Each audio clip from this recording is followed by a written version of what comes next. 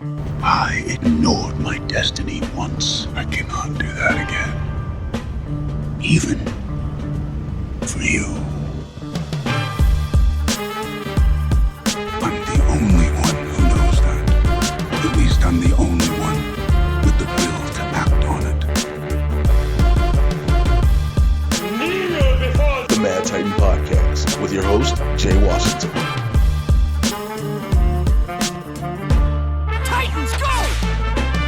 What's happening, everybody? It's me, your resident supervillain, Mr. Jay Washington, here with a special edition of the Mad Titan Podcast, and I think you could call it real special because it's not a full episode. It is a crossover episode that I am doing with the incredibly vocal Minortity podcast, hosted by Jay Whittaker of the Geekshow podcast as well. During this, we sat down after our time and wonderful experience at FanX Salt Lake Comic Convention this past weekend, and we did basically a recap of the con and what we saw and what we did, and all the fun we had, as well as a lot of things that we have coming up. We also had author JL Gribble. She was down with us as well. It was an amazing conversation, an amazing discussion. I want you all to enjoy it, hear it, and you will hear the exhaustion in our voices. That is for sure. But when you hear it, you'll enjoy it. So here it goes right now. Hey everybody, welcome to the incredibly Mad Titan. I made a little crossover. This is like a crossover. Yeah, it feels like bonus edition. Yeah, the Incredible Titan, I guess. Yeah, Incredible Titan. I like that. Yeah. The Incredible Titan Court. Man. Yeah, I mean, It's so much. I know. It's nonetheless. The Incredible Titan Geek Show Court. I mean, like, what's going on? It's a blend of both. Myself, Jay, the resident supervillain, Mr. Jay Washington, and the incredibly vocal Minority, Jay Whittaker over there. And we have another guest with us. Yes. I'll allow you to introduce yourself. Hi, I'm author JL Gribble. So what we're doing, we're here at FanX Salt Lake Comic Convention. As you can tell, there isn't a lot of energy in any of our voices. You know why? Because we are recording this on the final day of the con.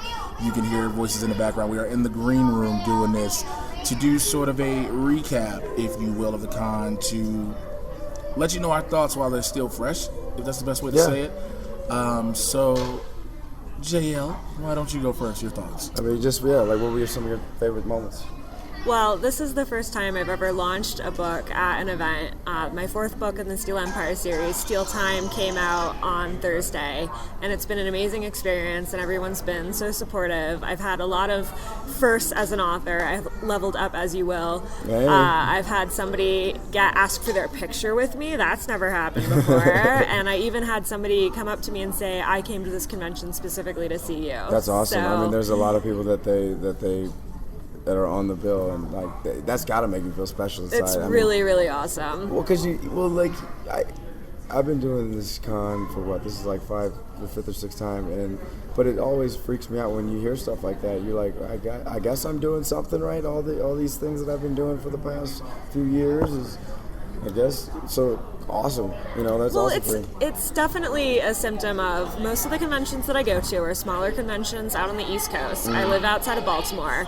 So it is kind of cool to be all the way out here in Utah, and suddenly I'm someone special just because I flew out here. Yeah. But you know what? I love this place. I've made some great friends here that I keep in touch with all year. Mad props to Mr. Jay Whittaker for getting me invited out here last year. My husband and I were like, hey, let's, regardless of what happens, we're going to go out and have a great time. And this year has been even more amazing because I got to give an awesome presentation on alternate history. That was dope.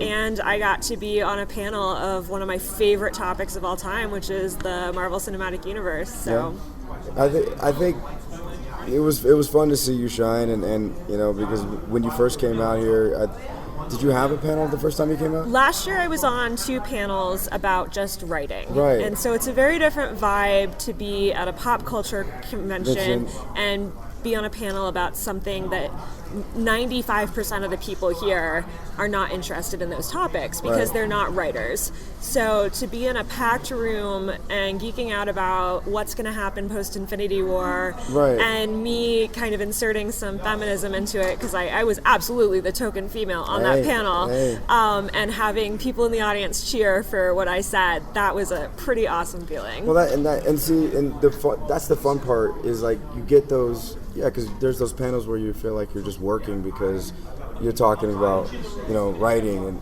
but the pop culture panels are so much fun because people get to see your personality, and just see that you're fun, and so like that was I guess that was the fun part, especially doing the panel together, was the two panels that we had together, was just seeing your fun side come out, because I'm still getting to know you, and I've seen you intermittently, and so it's just real fun to see that. I don't know. So. For me, this has been an experience within itself. This is my first time, of course, in Salt Lake, and my first time at FanX. So I didn't know what to expect. I just knew the expectations for me were high. Because I was coming in off of a recommendation from you, and so people are automatically. I know that's like pressure. That's pressure. I felt the pressure last year. Really? Yeah. So that's that whole. It's a pressure because it's like I can't afford to disappoint. I have to live up to that expectation and exceed it. And so when it first started, my first day, I had the panels, and then I got hit up last minute. Hey, do you want to moderate the Lou Ferrigno panel? Sure, because I had the panel later on that evening. And to go into that and it be a home run, I was like, cool, let's see what happens with. I had another panel in between or something like that or before. You got added to like 3 panels. I think you ended up doing more panels than I did. I did 9 panels total throughout this entire time. You did more panels than I did. Seriously, I think so. I've done 9 panels. And so to having had that and then have the other panel with David Hayter from Metal Gear Solid, and to have the heads of the con see you and be like, I've heard amazing things, I've heard nothing but great things, and I'm like, okay, cool, I've started out the gate, cool, I have to keep this momentum going. So then we go into the next day, and still it's a lot of panels, and it's still doing the same thing, and I was honestly floored because I was able to be a part of the Geekshow panel, the live podcast recording, and you guys have a religious, dedicated following. This is your home turf. And I'm just a dude coming in as a visiting team. And so some people could basically be like, I don't care who you are, what you got to say. But to have that reception from that fan base and from the Geek Show crew themselves means a lot. All the way down to, I literally am still in awe and in shock about what's going on, what happened. Because I was able to moderate a panel of a show I'm a big fan of, with 2 people I watch religiously pretty much, and do it in front of about 5,000 people. I got to moderate the spotlight on the Legends of Tomorrow, and to have fun with it, to get Katie Lotz to break dance, to ask them questions they normally aren't asked, so it's like they haven't been asked, and so it throws them off because they're already pre-programmed. All right, here's this question, here comes his answer, and it's like those weren't the cases. And to meet the people I've met here, JL, yourself, so many other people, and it's just been a dope vibe. It's just been a great experience. It's a humbling experience to have fans who know me from the various internet networks I work for, people who have become fans now from being here. I'm in awe of it all, and I don't know if it's going to be real until I leave. Right. It's like, okay, it's still happening. I think once I leave, it'll be like, yo, all that really happened. And I'm grateful. I'm extremely grateful. I'll just say this real quick. I work my ass off because I feel like I'm never given the opportunity to do what I know I'm capable of doing. I know I can handle my own. I know if you put me in this forefront on this big platform, I can deliver beyond a shadow of a doubt. And I'm always shunned about it, or never looked at, or I'm always the second black guy. And that is never a good thing, because it's only one and done. Let's just keep it what it is. Keep it real. It's always one and done. So to be able to have this opportunity to come out here and to be at the forefront of some pretty prominent panels, and especially to have a grand ballroom panel, which I told everybody back home, those in Los Angeles and abroad, for those who don't understand, that is the equivalent of a Hall H panel in San Diego. Right. So with the same amount of people, pretty much, and to do that was such an honor, and it's surreal to have the heads of the committee say, "Yo, we'd love you back." Yeah. You know, like now, you know, who knows what this means? You know, instead of me coming out to do these different things, now it's like, come on, we want you to do more on this bigger level next year. And this experience has just been so surreal for me. Well, I think that's good. It's dope that I've been able to help put y'all in a position where you could come out and do it. And I mean, like, and it's just like, hey, if you got anything for this, you know, this person, put them up, or, you know, like, I feel next year, personally, you can be in the grand ballroom as well. Like, I would love to see you personally, like, you know, moderating in the fan, because you have the way that you think, and you're very funny. You may not think so, but it's just like, I think that it's like I'm excited to see what happens for y'all next year, because I just know it keeps getting better. I mean, this is your second year, this is your first year. Yes. And it's just, it just gets bigger and bigger from here. So I mean, but this place has a certain kind of energy, and I somehow by the grace of Odin himself, we caught fire today with this Geek Court thing. It was fabulous. Oh my God, it was fabulous. I didn't really. We didn't know what to expect. Okay, well, those weren't. We got to explain this. So because you have to start it, because it's literally started with you. So it was a conversation that I had with one of the panel committee directors. He mentioned this last year. He's like, Jay, you need to just be a judge and like bang a gavel. And I was like, normally I drink my way through cons, and I was like, yeah, sure, why not? I'll do it, whatever. And so he brought it up again this year. And I was like, he's like, you still want to do it? I was like, sure, let's do it. And then I knew Jay was coming out, Jay Washington was coming out, so I was like, all right, well. So next year we need to have Judges J, and Judges J. Yeah. Actually, actually, I'm down. Let's do it. I mean, that'll be my recommendation. Actually, that's a solid recommendation. And I mean, it would just be fun. I mean, because I love this convention, because every other convention that I go to are smaller, more literary focused sci-fi fantasy conventions, and I love those, and I love getting to see people time and time again. This is like literally 100 times larger than even the biggest convention that I go to on the East Coast, and at those, I'm myself, but most of those people have known me for years at this point. I'm author Hana, I'm JL, Hana's the name I go by, but most people don't know I did improv in college. Like, I like being funny. I like being on stage and talking to people. Yes, and my husband, yes, exactly, and when I did the alternate history presentation on Thursday, it's the third time I've done that presentation. The first time was to a group of 7. The second time was to a group of about 20 at another convention. And when I did it in a room of, how many? It was about 100. There was about 100 people in that room, and my husband was like, you didn't look nervous. I was like, honestly, I wasn't. This is my passion. This is what I'm into. I love sharing my passion with other people, and this is what I write, and I want to share what I love with the world. And yeah, it's an opportunity to promote my books, and I did sell some books out of it, so hey, win for me. But at the same time, it's just so much fun to introduce stuff about what I do and how I write and how I see the world, and introduce that to other people. Nice. I was just like legit proud of all of y'all. That was the cool part, was going to. You do got to finish out the Geek Court got started though. Oh yeah, the Geek Court. Yeah. I mean, it was dope to hear that she did improv. It was. So you were drunk and you said, "Sure, I'm." I wasn't drunk. I was tipsy, but it was just cool that we were able to do it. So they came up with this whole idea. I get my own panel, and I'm Judge Jay and all this stuff, and then I knew Jay was coming out, and then I was like, all right, well, why not have just Jay on it, you know? And then he was like, that's actually a great idea. And then we're like, what's the premise? I'm like, we'll get back to you on that. And so while Jay has been here, he's been staying with me at my house, and so we just would kind of. It wasn't really like we were rushing, because we started planning this like the moment you got here. Right. So we were just kind of like, here's an idea here, here's an idea here. And 6 hours later, something else would come to us. And so by the time we actually woke up this morning, we were like, all right, this is how we want to do it. We figured the panel out how we wanted to do it maybe half hour beforehand.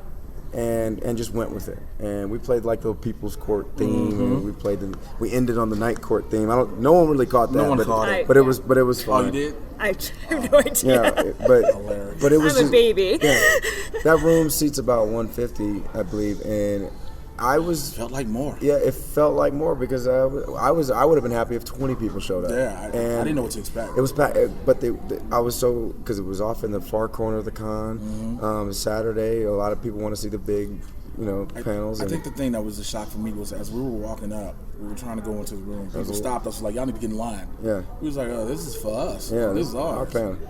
And to see that there was a line. Yeah, just the fact that there was a line, I was like, oh. There was a line that had formed, and I was like, wow, this is amazing. So now we have to make it count as we go forward. You know what I'm saying? And just seeing what that was, to be able to. So what we did was, like I said, we presented a bunch of cases per se, and one of the cases was the geeks, being the people, versus fandoms. Our fandoms just being out of control and being bogus, and we brought up a lot of explanations and broke it down, and maybe even changed some people's perspective of how they might act online, because a lot of people try to act in anonymity and think they can never be found out. Yeah. And when I remember having to tell somebody, I told the crowd, I was like, you do realize there's this thing called an IP address. Yeah. It's very easy to find that out. Yes. And so even that, with the VPN. Right. And so doing that, and then to do Geeks versus the Marvel Cinematic Universe, where people were like, what? Why would you put it on trial? Because don't worry, trust me, I got this. Well, it's just, the thing was, it wasn't like we were bashing anything. No. That was the thing. I felt like it was a constructive way, or just kind of break. It was a very constructive dialogue, because because when we announced that we were doing, the next topic was the Geeks versus the Marvel Cinematic Universe, people who were clearly DC fans were like, yeah. You know what I'm saying? No, don't worry, you got yours coming too. Yeah. Because the thing was, it wasn't just the Marvel Cinematic Universe. The question I posed was, is the Marvel Cinematic Universe guilty of thinking it's perfect? Because it is. It is. It thinks it's perfect. It thinks it's flawless when it has its flaws. The next one is the DC Cinematic Universe guilty of trying to be something it's not? Yes, it is. And for people to get involved in it, and I remember one of the things I kept doing in between each topic was asking, the crowd, are you all following us with this? You all are enjoying this, right? And they were with us. They were hanging on every word. And just to watch the response of that dude, it was just like, all right, I need to focus.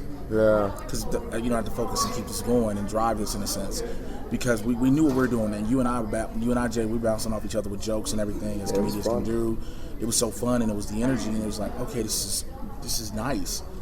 And it turns out it can be something. Yeah, I'm not sure what, but it can be something. I mean, I don't know how often we'll do it, but they definitely want it back at the panel. And like the interesting, the majority of the feedback that I got was from women that really enjoyed the things that we had to say, and that was really like, seriously, a lot of women stopped and told us that.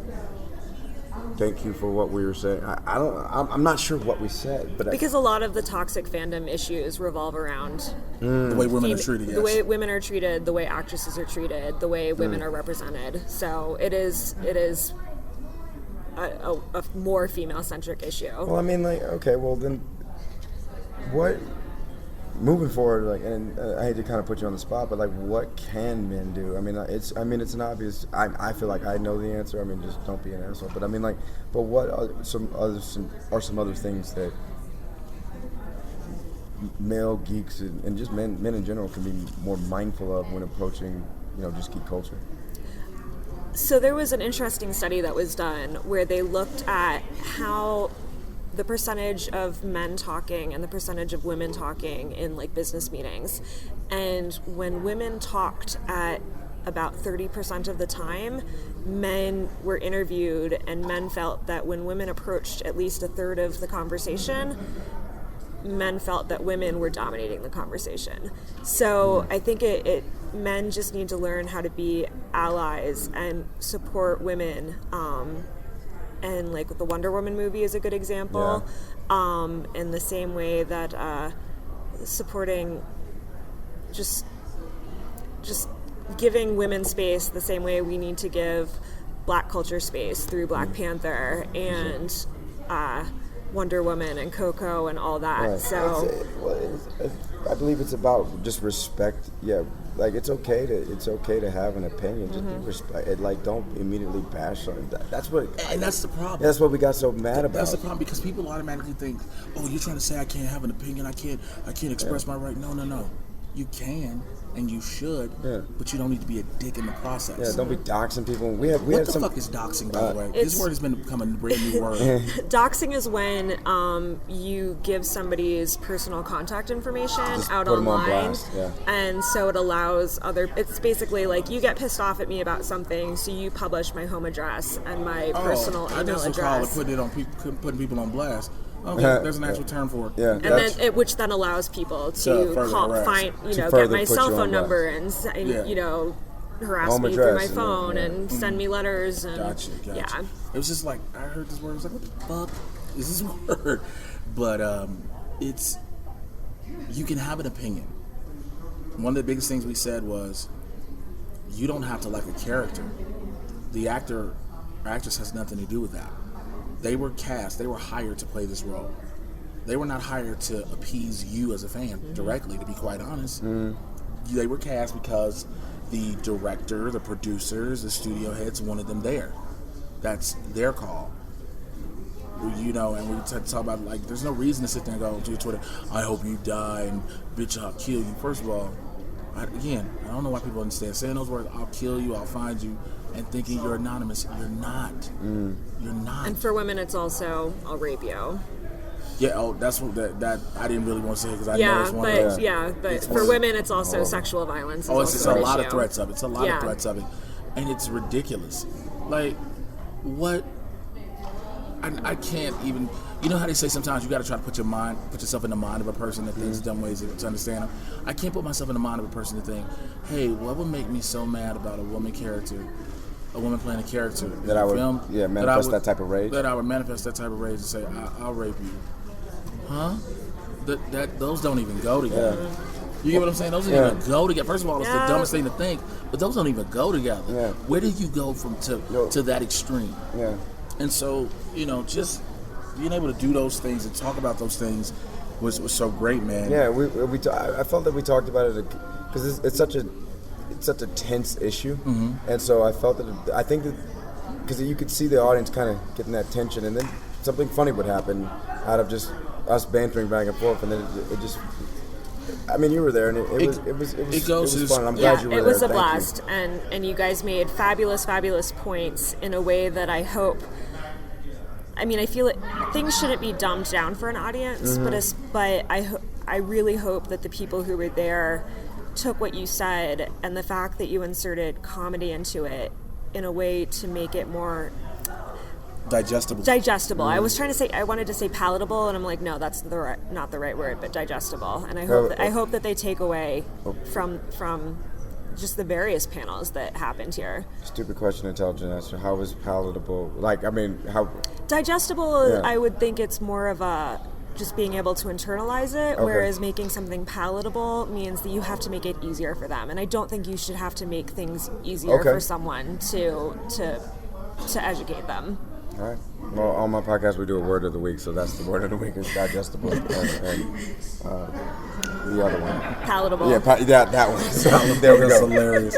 It's just this weekend as a whole. It's been a learning because one of the things I didn't know coming in was the quote unquote controversy surrounding the con itself, and so. A lot of people will take that into consideration, be like, oh, you're going to come in and do this and that with this, that, and the third going on. And I'm like, I don't know anything about it. I'll educate myself on it, if need be, but I won't let it hinder anything. Yeah, that has been a very frustrating experience for me personally because, and even for you as well, because I know she was texting me like months in advance, like, hey, are you still going? Is this something yeah, well, I mean, speak on it. I mean, as the sci-fi fantasy literary community has been having issues about harassment at conventions and in the industry for years at this point, and to have something occur at Salt Lake Comic-Con as it was last year and have that get publicized, that made me feel uncomfortable about then supporting the convention with my attendance because I've made it very clear in my social media and my presence online that I will not stand for that sort of treatment of women or attendees or anyone, regardless. I think that fandom should be a safe space. Fandom is community, and community should be safe for all. And so I went back and forth with Jay and with my husband and with some other people that I know involved, and finally did make the decision to come out here. And I'm so glad that I did. I had a blast. But it was a process. Yeah, but it is a process. Yeah. And so we'll see. Yeah. And I really, I'm just crossing my fingers that nothing comes out, this week or this month, that something happened this weekend. From what I've gathered, there have been some minor incidents. But there's going to be minor incidents when you get this many people in a small space together. I think people will say, right, and that's one thing people forget. There are always going to be minor incidents. It is how they are handled. Exactly. Right? And how they're immediately dealt with. You are always going to have, you're going to have that, I hate to say, you're going to have that drunk dude who tries to get up too close to a cosplayer. Yeah. You're going to have those drunk cosplayers who try to almost fight each other. Yeah. You're going to have some small incidents. It's just going to happen. It is a part of human nature. You can't do anything about that. But if you have another incident on a grandiose level, such as the one that it brought the controversy about, that is when it becomes an issue. Right. That is when it becomes a major. When you have another one who's like, oh, well, it's happening again. It's like, well, this isn't right. Well, and then I'm very attached to the issue, not just because of Geekshow, but I know a lot of these people personally, and then I've been added to the panel committee, and I've also been added to the community council. The community council was put in place to kind of prevent these issues from happening. Kind of us, the community council is kind of a system of checks and balances to keep, FanX in line, as not in case if there's a problem. Keep the community and keep the community and hear and listen to them.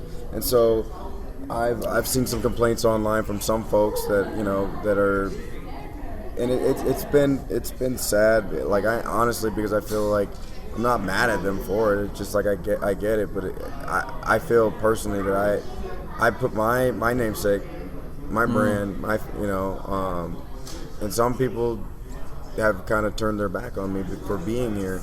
But I felt that stepping up to the panel committee so that we could get diversity, more inclusive. Like all the Black Panthers were in the main hall. They used to be in the 255 area in the sides, so they would be hard to find and at like 8 o'clock at night when no one would really show up. And so I was part of I'm proud that all the Black Panthers were put in main areas that were super accessible and super easy to find. You didn't have to go out of your way. You could just walk. And so that's why those panels were packed. We had multiple panels that were discussing diversity. We had multiple panels that were addressing harassment. It was taught we had moderator training so that moderators would always ask about diversity, always ask about harassment and inclusion of women. And so it was. I felt like and I'm not just saying this is all on me. There was a lot of people that were involved, but I mean, like, for the first time, I actually was more emotionally attached to this than I thought I would become, and to see that some people are still unhappy is very unfortunate. Well, you'll never please everybody, no matter what. Once they're angry about, there are people who, once they're angry about one thing, they are angry about everything, and their anger will never subside. Right. That it's a sad reality we live in. Let's just call it for what it is. Yeah, absolutely. And and I had a moment where I just got, I ain't gonna lie, I got really depressed about it, and because it's. But then I realized, you know what? I feel like I know where my mind and my heart is in the right place. I want this to be, like I said to you, it was a process, and so I'm just glad that we all worked it out, and I hope to see y'all next year. I mean, like I said, I've expressed my want to be back. I've talked to the heads. They've said they would love to have me back. Words are one thing. I know I'm standing on after the experience that they gave me for this, I've been working, like I said, working my ass off to do something like this and to say, hey, we trust you enough. We're putting you in front of 5,000 people.